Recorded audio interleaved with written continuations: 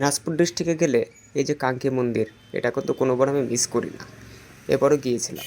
গিয়ে মন্দিরটা দর্শন করতে যখন গিয়েছিলাম, তোমাদের সামনে ভিডিওটা তুলে ধরলাম। কন্টিনিউ এই ভিডিওটা দেখবে, আশা করি অনেক ভালো লাগবে। অনেক সুন্দর একটা মন্দির কিন্তু। যখন ভেতরে প্রবেশ করছিলাম, চারিদিকের পরিবেশটাও তোমাদের সামনে তুলে ধরলাম। চারিদিকের পরিবেশটা কী বলবো, মনে হচ্ছে একটা আলাদা রকমের একটা জগতে চলে এসেছি।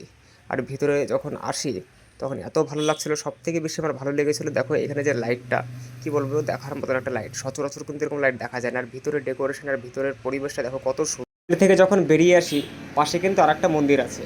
ওই মন্দিরের ভিতরেও গিয়েছিলাম। ওইখানে গিয়েও অনেক ভালো লেগেছিলো। আর দেখো, আশা করি অনেক ভালো লাগবে।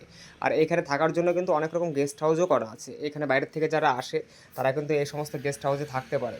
সমস্ত রকম পরিষেবা কিন্তু এখানে আছে। এটা উত্তর দিনাজপুর ডিস্ট্রিক্টের কাঙ্কি মন্দির নামে কিন্তু পরিচিত। এইখানে প্রত্যেকটা দিন প্রচুর পরিমাণে মানুষ কিন্তু এখানে দর্শনের জন্য আসে। যখন গিয়েছিলাম এত ভালো লাগছিল, কি বলবো, চারিদিকে এত সুন্দর একটা ঝাঁ চকচকে একটা পরিবেশ। আর ওয়াটারফলস দেখো কত সুন্দর। এইখানে পার্কের মতন করা আছে। অনেক বাচ্চারা এখানে প্রত্যেকটা দিন আসে, এইখানে সময় কাটায়। সত্যি বলতে সময় কাটানোর মতন একটা জায়গা। আর মন্দির মন্দির মানে আমাদের একটা আবেগ। আর এত ভালো সুন্দর একটা পরিবেশ। আর কে মন্দির দর্শন করতে কিন্তু আমি একা যাইনি, আমার সঙ্গে জয়, বিক্রম, মিন্টুদা, আমরা সবাই মিলে কিন্তু একসঙ্গে গিয়েছিলাম। আমরা গিয়েছিলাম ডালখোলার থেকে কম বেশি 12 থেকে 14 কিলোমিটার ডিস্টেন্স হবে। আমরা বাইকে করে গিয়েছিলাম। বাইকটা রাখার পরে যখন ভিতরে প্রবেশ করি, এই সেই গেটটাও কিন্তু দেখার মতন একটা বড় গেট।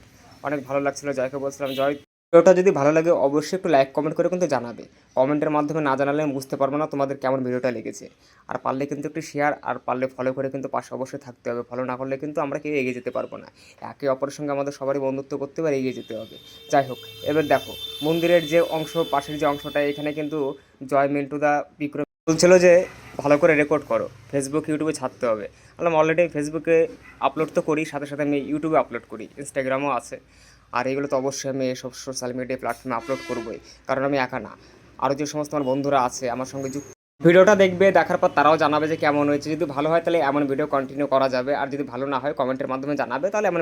কিন্তু আমরা কয়েক ঘন্টা কাটিয়ে দিয়েছিলাম বাইরে, কিন্তু আসতে একদম ইচ্ছা করছিল না। কেন বা ইচ্ছা করবে, এত সুন্দর মন্দির সচরাচর তো পাওয়া যায় না। আর মিন্টু তো বলছিল আর কতটা ঘুরবি, বলছিলাম আর একটু সময় এখানে কাটাই, না কাটালে কি করে হবে, কালকে তো এখানে আবার আসবো না।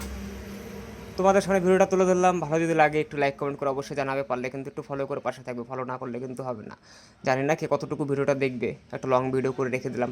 লং ভিডিও মাঝে মধ্যে না করলে কিন্তু হয় না। প্রোফাইল বা পেজের ক্ষেত্রে লং ভিডিও খুব ইম্পর্টেন্ট। লং ভিডিওটা দিলে খুব ভালো গ্রো করে প্রোফাইল কিংবা পেজ। ফলো করে কিন্তু একটু পাশে অবশ্যই থাকবে।